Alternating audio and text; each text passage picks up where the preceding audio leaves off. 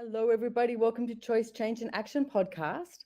So you're with me, Simone Milasas, your host, and I am literally leaving the castle in about 20 minutes to head to Australia after being in Europe for 2 months. Oh my goodness, it has been so amazing being in Europe. I am incredibly grateful. Um, However, I am excited to go home to Australia because we have Dr. Dane here there, and he's going to be facilitating a class called Body Whispering, and it starts on the 12th. So literally really, really soon, the 12th of July. You can jump online as well, but we'd love to have your sweet body in Australia. This next episode is actually an excerpt from the Body Whispering Book Club. It was free, so you can, if you like this, you can join and hear everybody else. You get Gary, Dane, amongst many other fabulous people talking about the book Body Whispering, which is a book written by Dr. Dane here. And I have been through so many things with my body, and there's been so many vulnerable moments. And I talk a bit about that on here as well. And it was just a really great conversation with myself and Sarah Watt and Viv Adcock. So I thought I would share it with you this week, and also hopefully maybe to entice you to join us for Body Whispering as well. Anything bodies, and have way too much fun. Big hugs, and I'll see you somewhere in the world soon. Bye-bye. Welcome to the Choice, Change and Action podcast, where you get to choose, change and take action to create a different today and a different future. So welcome everyone. It's the grand finale. We've literally saved the best to last. I'm just going to say it. I'm just going to put it out there. Our special guest tonight, a woman that really needs no introduction, but this amazing creator of magnitude from around the world, a bringer of consciousness and possibilities to the world. Welcome, Simone Milasas. Thank you so much for joining us. Thank you so much, Sarah, for having me, and Viv. It's so good to be here. We've had some epic conversations on this. I mean, it's called a book club. We've definitely visited the book along the way, but it's really been this really cool exploration into people's unique capacities with bodies. And that's why I'm so excited about this conversation with you tonight. And I just thought I would ask the question to begin with, like, what is body whispering for you? What is whispering to bodies and hearing the whispers of bodies? Good question. And it's so simple and so just for me. And it wasn't, is what I would say. And I think that's why you're excited to talk to me as well. Because bodies has been something that I have spent most of my life ignoring my body. In fact, I spent most of my life going to, God, if I just didn't have a body, everything would be much easier. Like everything would move faster. Everything would be you know, and because that's how I lived. I never judged my being, but I always judged my body. And oh my goodness, I've been using the Access Consciousness tools for 24 years now. And Gary and Dane have a hell of a lot of patience, I will say that. And over the years of different questions they've given me, different processes, different everything, and I still somewhere, it sounds so interesting, like I still somewhere, when my body can't know as much as I know. Like that's where I always went to, even though I could hear things, and there'd be like really basic examples. I would be out at a restaurant and Gary would say, well, ask your body what it would like to eat. And I'd go, I will never forget this day, because I went, oh, well, I ordered a steak and it had this really beautiful béarnaise sauce on it and these vegetables. And I said, well, this is what pings for me. And he said, okay, so what part about it is your body asking for? And I was like, the steak, and I really like the sauce. And I heard myself say it, and I really like the sauce. And he said, does your body like the sauce? And I was like, God damn it, no. And I got so cranky because I wanted my body to just agree with everything that I had decided was good, right, correct, and perfect sort of energy.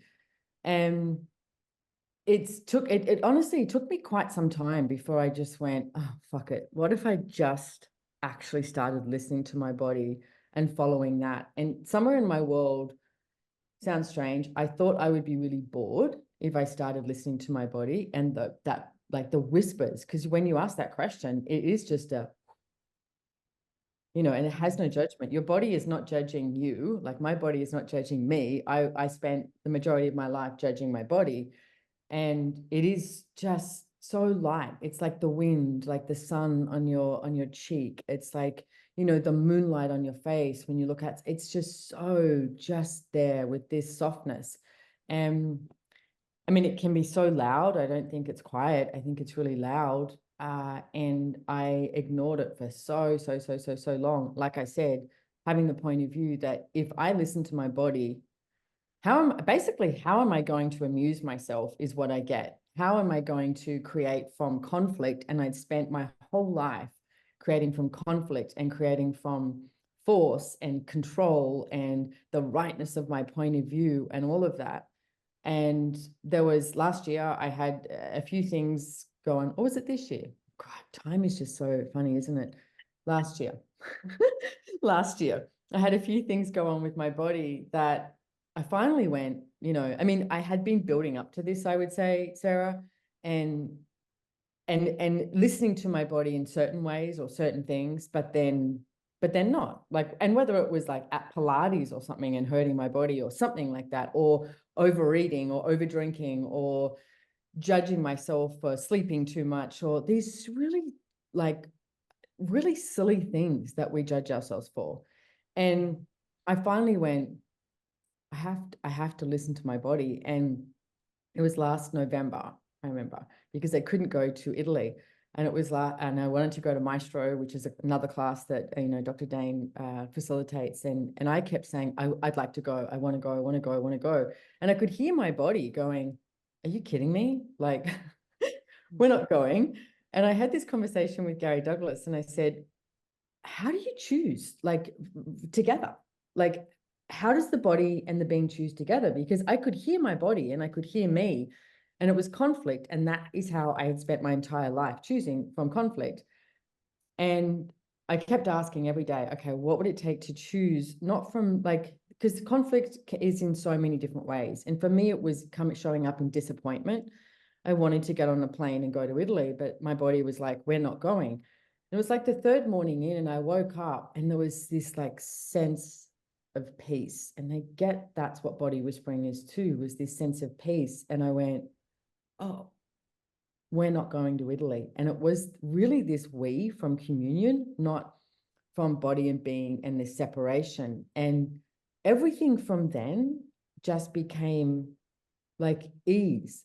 Like I had this really cool, very small group of people on Zoom that we watched Maestro with, and we're there. And it was just this communion energy because I got to choose what it is that my body was asking for. And even, I would have gone to, Dane's going to get cranky or something like that. And Dane was just like, hey, he goes, I knew you couldn't come. Like, I knew your body wasn't up for it. And what I'm finding out is what I had decided was boredom is something entirely different. Entirely different. Thank you for putting a lot more words to that, Simone, because when you first began with that conversation of body and being and the conflict, it's like a lot of people don't have that perception of they're not their body and they do have a being as well. And it's often this kind of, you've either got these magnets attracting to each other, which is that sense of space and peace and communion, or you've got this repelling where there seems to be this just constant fight from that space of judgment. And just what you explained then, and just the space that invited in regards to, wow, our bodies are amazing facilitators at inviting us all day, every day to communion, to oneness, to that space and peace and allowance and vulnerability and the 5 elements of intimacy. And it's like, I just got this whole other level of almost abuse that we do to ourselves, not deliberate or physical, but this level of abuse that we do to ourselves when we don't have that space and peace and kindness and gratitude with our body. It is abuse too. And I mean, I thank you so much, Sarah, for the introduction and saying that we left the best till last. But we literally left me till last on this because the whole week that this has been on, and there's been some fabulous people. I've been listening to it this morning at the castle in Italy, and I said, no, I actually don't want to do it last week because I chose to go to Sardinia with a friend of mine, and I chose to not have meetings. I chose to not do media. I chose to not do lives. I chose to just do whatever I chose to do when I woke up that day, you know, whether it was like hiking or swimming or on a boat or cooking or not or whatever. It's like I didn't want to commit to anything because previously I would have gone, I have to, because I would have judged myself for not saying yes to everybody because of this literally a plethora of judgments. Because once you have that one judgment in place, you have all these other judgments that keep that one judgment in place. So if I went, I have to say yes to doing this last week because blah, blah, blah, blah, blah, blah, everything after that because would have instilled this judgment that I had of myself rather than saying, hey, no, I mean, I got back to the castle last night and I said, I'm happy to do it today, but I don't want to do it earlier because it's 6 days of going to Sardinia. You should be able to choose something like that. And in saying that too, Viv, it's been very interesting because this morning, like I said, I've been listening to these, the body whispering, what everyone's done back to back. And then I started watching Dane's ESB that he just did in DC. And I was like, God, I love Access. I was like, I've spent 6 days away and it was amazing and awesome and beautiful. And like, I love swimming in the sea and exploring and all of that.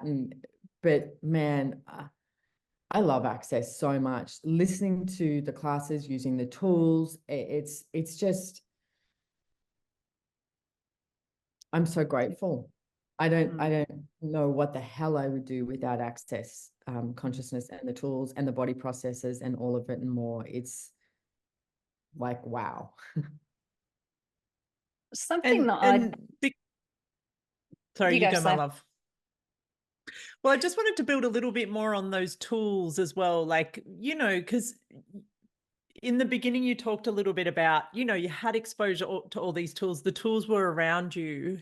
And what you've chosen now with your body, like, can you talk a little bit about almost like what's next from here? Like, what do you feel like you've opened the doorway to with the choices you've made? And I don't know, like this future creation that's now available as well. Yeah.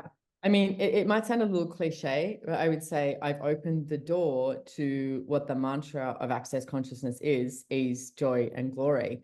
And I get somewhere in my world, I had to make it like hard and have that conflict. Like, you know, even when I gave that example of, you know, say at Pilates, there was this one time when I hurt myself at Pilates and I spoke to Gary and he said to me, because I went, it was so, and he said, don't you tell me it was fun. And I said, but it was fun.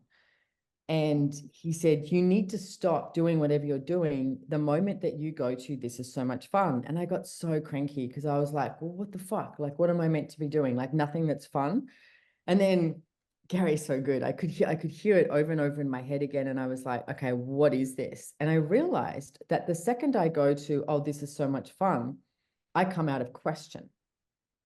And I went, oh, okay. So whenever I do that now and I go, this is so much fun, it's like, ask a question. Body, would you actually, you know, like to do this next move in Pilates? Or body, would you like to jump into the sea? You know, whatever that is, and including my body with it. And like I said before, somewhere in my world, I thought that I'd be bored if I actually started listening to my body.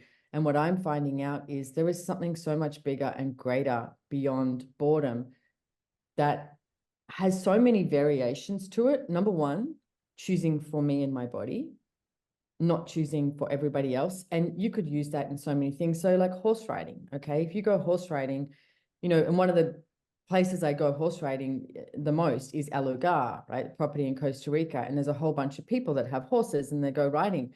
I don't particularly like riding with everybody. I don't dislike the people, love the horses, And it's like, that doesn't bring me joy. And I noticed the last time I went, I just managed to create this world where I was riding with maybe 1, 2, 3 other people, and that was it. And I was like, oh, this is more joyful. Now, I would not have chosen that previously based on judgment and having to choose from conflict rather than what actually brings me joy. Now, here's the thing. We're going back to Algarve in September and October, and there's not this thing in my world that I have to ride on my own or with a few people, or I have to ride with lots of people. There's no have to. That has come out. And what I notice gets inserted is this being in question of what would actually be fun for me and my body today. Would I like to go riding? Like, how many times do we choose something and it's based on what other people are choosing? And that has been eliminated from my world a lot. Like, Dane was talking about, I think he was talking about it on his body whispering and like having no more problems, or maybe it's ESB, I don't know, somewhere, but he'll be talking about it at body whispering class, I'm sure. But that not choosing from having a problem, and this reality, like life shows you how to jump over the hurdles and how to like have a problem, deal with it as best you quote unquote can. But what if that didn't have to exist? And that's what I get, Sarah, is beyond all of this is no matter what shows up, oh, what would it take to have this ease and this joy here? And Sarah, you know, you're one of my best mates. I get to hang out with you a lot. And I often refer to you. You are like this joy bomb. It's like, I love when you come to my house or I travel with you or anything, because when something is like, you know, you're like, hey, and you've got this joy in your world that I go, huh, like your joy shows me, my joy, not to try and be like you, but just to go, oh, hang on, there's joy. And for me, that joy, the ease, gratitude, oh man, gratitude. That's just like, that goes so far. When you have gratitude for every single thing around you, whether it's like nature or a building or a person or a class or, you know, a possibility, your body, all of it, gratitude just expands so much. And I don't get that there's this definitive door that we're opening. It's a door to a universe of possibilities beyond just this world. Because so many people go, oh, if I can have a greater world, if I can have a bigger world, then, you know, 2 thumbs up. No, let's go more, let's go more, let's go more. And one of the things I know Dane has been talking about recently too is it's just the beginning. Yeah. And I so get this is just the beginning. Like if my life is where it is at right now, based on me allowing, you know, choosing to listen to my body and everything else, then oh my goodness. Like what else is possible? What else is possible? Yeah. I've really been in the question for the last week or so about the glory part of all of life comes to me with ease, joy, and glory. And again, what you're tapping into then is this. So, you know, the glory is the exuberant expression and abundance. And just what you're acknowledging about Sarah there, that exuberant expression of you, the being, you having that joy, being alive and being with your body and the fun you can have and what you can create. And also the effect that we have in people's worlds that this is another major whisper that I haven't really, you know, explored, I guess, in a way, is when you're being that, the whispers that you set out in the world around you and how you inspire people that you don't even realizing you're inspiring people. Yeah. Yep. Just by being you know, we were in Sardinia, right? And we went and had breakfast at this place. And the waitress was just grumpy, you know, and I have no idea what was going on in her life, but I looked at it and I went, God, she would have so much of a better day if she like literally changed her point of view. Because no matter what's going on for you, you have the possibility to change your point of view. Anything can be going on for you. And, you know, you see people in these huge disasters, like, you know, disasters, but their point of view is, hey, I'm good, I'm okay, like what else is possible, right? She was just working at this cafe. And I was looking at the energy of it going, God, her day is probably long. It's like, you know, everything, it's like, because she just had this like point of view, okay? I'm in allowance of it, but I said to my friend, I went, let's throughout our whole day, how much kindness can we be for each other for ourselves and with everybody we interact and engage with. And it was so cool just to like, I mean, we went out on this boat and I said at the end, I went, those two people have no idea what just happened. Like they wanted to be our new best friends, but they didn't know why or how or what or when. It was just like, they had so much fun hanging out with us on a sailboat. And that's, to me, that's what that engagement is. It's like you have this, you and your body engage with each other in communion with others all around you. And then, as you said, Viv, it's this inspiration. And, you know, we tend to use a lot of, I don't like, we use things to inspire ourselves that are more negative is how we grow up. You know, if you use money as an example and how many people complain about money, you never, ever have a group of people complaining about money and someone goes, hey, I'm good. Everything's great. You know, it doesn't matter how much money you have or don't have. And I implore you to do that, to choose that. The next time someone's bitching and moaning about something, don't let that be an inspiration to complain about your bills. They're like, no, I'm great. I'm awesome. Or, you know, if someone's complaining about the size or shape or age or something like that of their body, because I noticed I did that. I stopped judging my size and shape so much. I'm not 100% out of it, but stopped judging the size and shape. And I started judging my aging and I went, what am I doing? You can't pass one baton for another. So, you know, it's like now this. And so I've worked on that too, to not judge, you know, my aging as well. And there's certain things that have shown up, but so many people just jump on that board. Like it's easier to go, oh yeah, I wish I could lose a few kilos, or yeah, my skin's getting, you know, whatever. And it's like, what if we changed that and we inspired people to just be these beautiful friggin' beings that we are? We chose these bodies. What did you choose it for? It's like, you know, how much fun can we have with it? And none two of us are the same. I mean, it's so interesting to think that we compare ourselves so much to other bodies when there are literally even identical twins are completely different. And I just love what you were saying then. It started with what you mentioned about what Dane had said, where we're taught to deal with problems. Like imagine a world where we're actually taught to create possibilities. Like, and even what you said with the lady at the cafe, like you guys, like people would either like start to like fight back with her or try and help her, but you guys are like, let's turn this into a possibility. Like, let's create a question from it that's going to create something greater for us. And I am so excited about a future, like you talk about access and the tools of access, a future where we actually get together and create possibilities, not problems to solve and overcome. Oh my God, me too. I mean, we literally, any problem that you think you have right now, and I know if you're listening to this now or in the future and you're going, yeah, but Simone doesn't know about my problem, blah, blah, blah. It doesn't matter. It's not relevant. You literally invent a problem.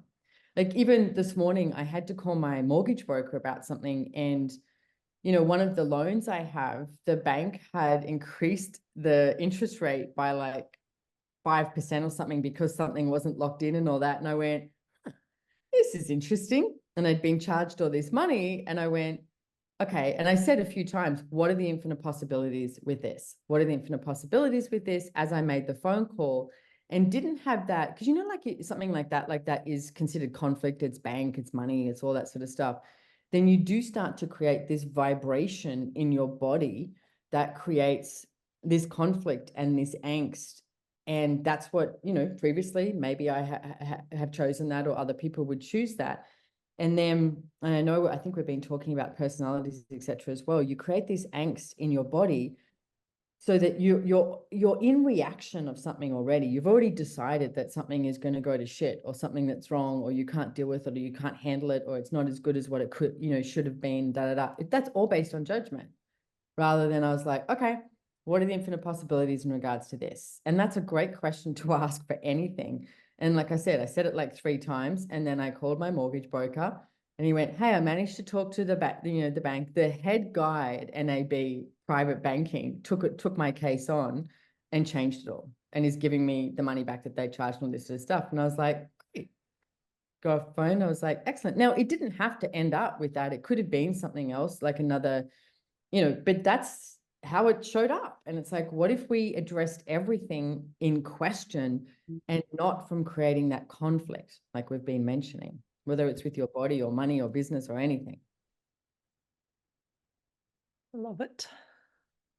Yeah, Love and it, even love it, have love it. that capacity to be able to get what we perceive as a problem and just, okay, so where's the gift in this? You turn it 180 degrees and just be willing to see it from a totally different perspective. You know, it changes everything. It changes the energy in your body. It changes how you live your life. It changes the possibilities. And so this is where I love the tools of access and the ability to recognize, you know, and we said this in another live, it's like, a lot of people assume that body whispering is just about the body. It's not just about the body. It's about your entire life and how everything desires to whisper to you and contribute to you when you've got that ability to just go, okay, well, what are the infinite possibilities here?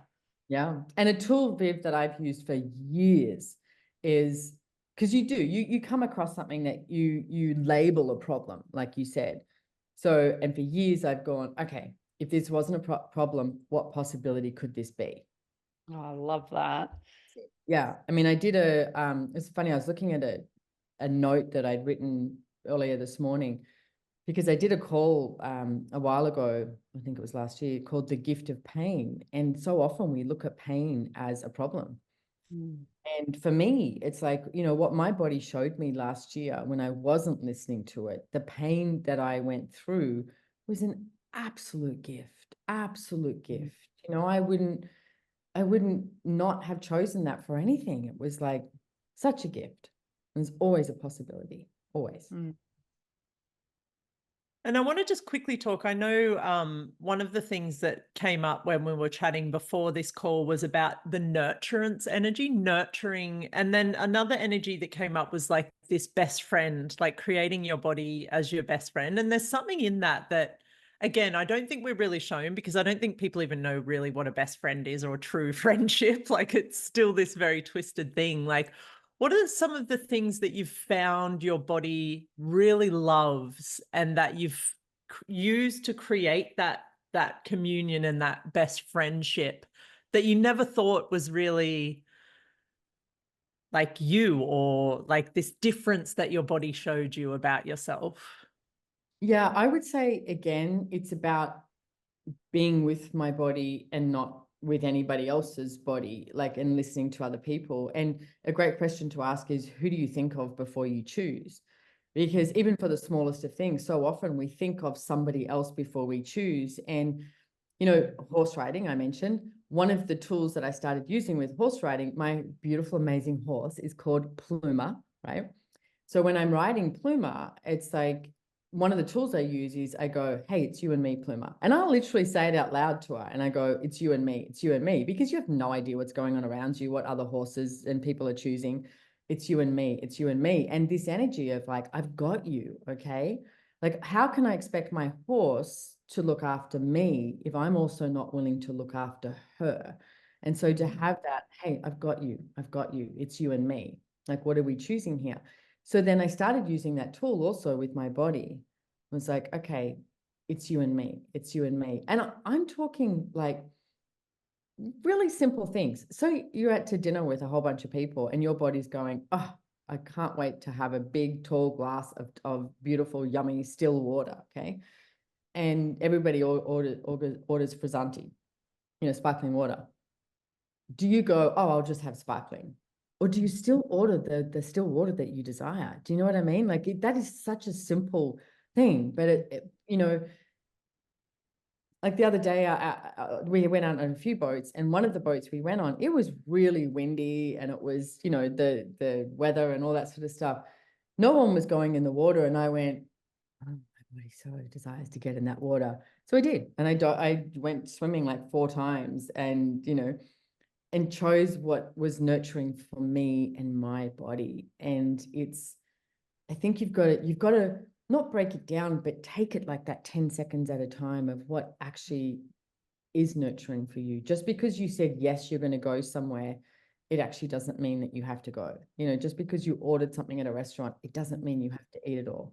You know, just because I mean, Sarah, I've been hiking with you. I remember once in Uluru, rookie friggin' mistake, leaving it like at 9 a.m. in the morning to go on a hike or something like that. It was just ridiculously hot. Into the desert, into Into the the middle of desert, Australia, the Rookie actual mistake. desert. And we started on this hike and we got to this point and I just looked at Sarah and I went, you need to, because I didn't know what to do. My body was just like freaking out. And I said, you need to find me shade and water like now. And we sat down and then she was so good. She got me shade or sort of something and then got me water. And then I sat there and I was like, I need to go back. I can't do this. But how many times do you, and that hike, I've done that hike again at another time, leaving at like 5 a.m. in the morning, much smarter. And I did the whole hike. But again, I also asked my body when I got to that point that you and I got to, and I said, hey, body, do you want to continue? And it was like, yeah, let's go. And like, I'll often go, okay, if I'm hiking, I'll go, okay, buddy, we got to walk back. So just tell me when to turn around. And I can literally hear my body go, now. And I'm like, really? Now? We could go like another 15 minutes. And my body's like, now. And when I listen to it, and that it is that nurturing energy, because then you turn around, by the time you get home, your body's like, see, we're good, right? And I'm like, we're great, like really listening. I can't tell you how much more fun that is as well. Like there is such a joy in listening to your body. And, I don't do it all the time. Every now and then when you override it or do something and you go, oh, okay, probably wasn't my smartest choice, but don't judge it. Just choose again. Like your body is literally, I think, the most forgiving thing in the world. Your body. It's like, okay. Yeah.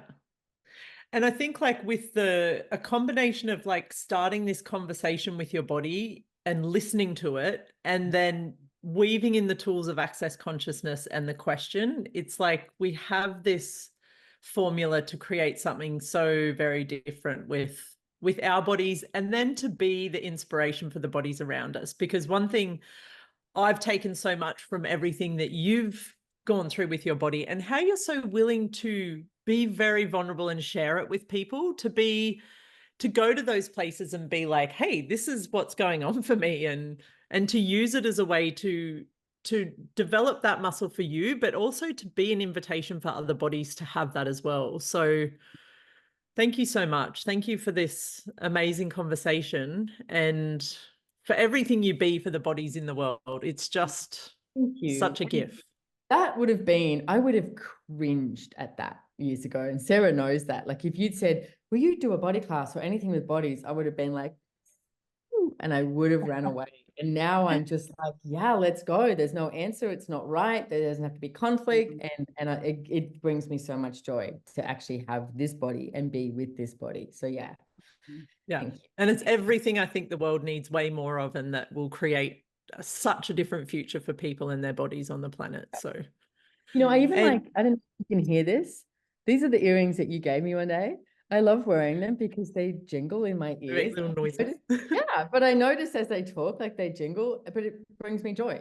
And it's like, I like the jingling. Yeah. So I wonder how many things we can invite into our lives that bring us and our bodies more joy. Yeah. Body whispering. And come to Noosa, come to Australia. I mean, oof, my goodness. Beautiful. And what a time to be here. It's like the middle of winter and it's literally some of the nicest time on the coast. We get some really beautiful weather here in winter too. So your body can still enjoy the beaches and the mountains and the hiking and everything.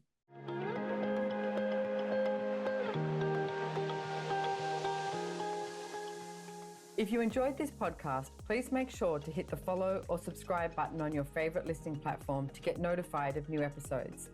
We read all the reviews, so if there's any topic you would like to hear about, let us know. If you'd like to know more about the tools, information, and classes mentioned in the podcast, head on over to SimoneMilasas.com and follow me on Instagram at Simone Milasas, or the podcast has its very own link on Instagram at Choice, Change, and Action. Don't forget, you can download the show notes. And lastly, have way too much fun today.